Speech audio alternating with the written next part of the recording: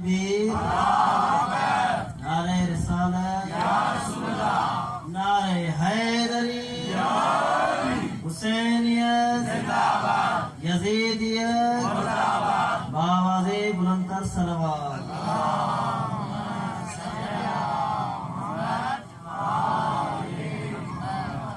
परवरदिगार आलम जा किरोड़े लखे एहसान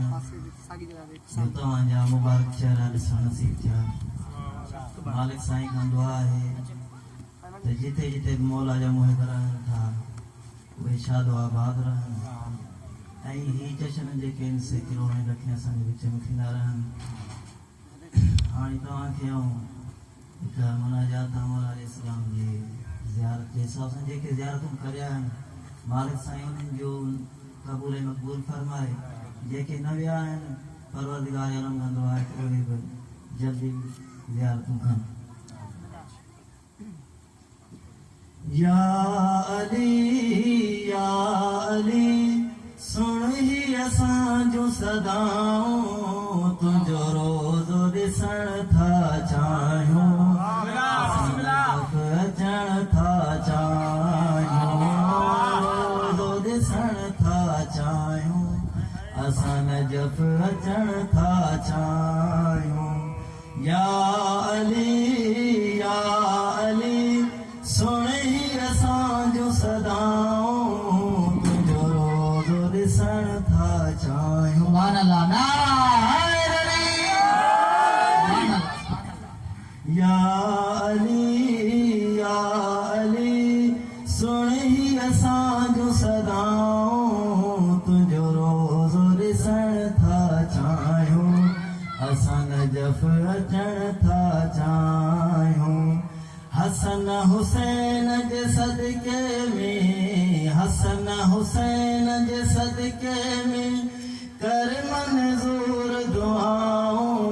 तुंहिंजो रोज़ो ॾिसण था चाहियूं असां नजफ़ अचण था चाहियूं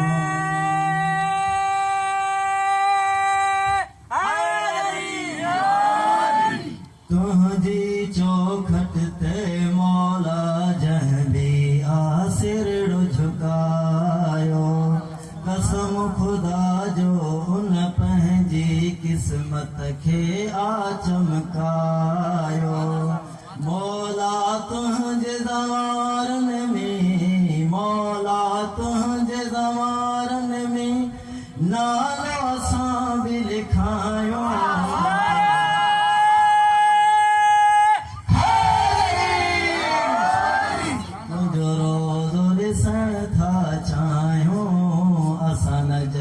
अचण था चाहियूं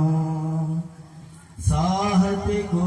एतबार नाहे ऐं हेणो हाल असांजो राहूं थियनि हमवार नजफ़ जो आहे सुवाल असांजो दर्द समूरा सीने जा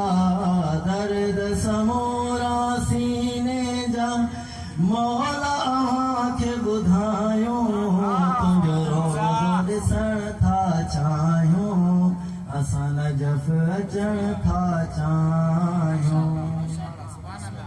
सुहिणी धरती नजफ़ जी आहे जिते कुल अंबिया अचनि था जिन्नो इंस मलाइक सारा अव्हांखे सलामी ॾियनि था बीमारन मोहताजन खे उत मिलंदियूं आहिनि शिफ़ाऊं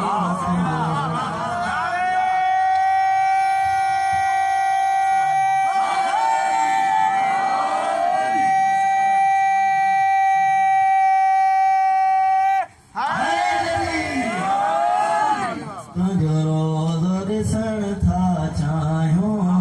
असां नजफ़ अचण था चाहियूं जंहिं जंहिं जी हसरत आ मौला तिन खे जल्द घुरायो हुबदारनि जो अर्ज़ आ मौला चौखट पंहिंजी चुमायो हिकु वारी महसूस करियूं हिक वारी महसूस करियूं जन्नत जूं थधिड़ियूं हवाऊं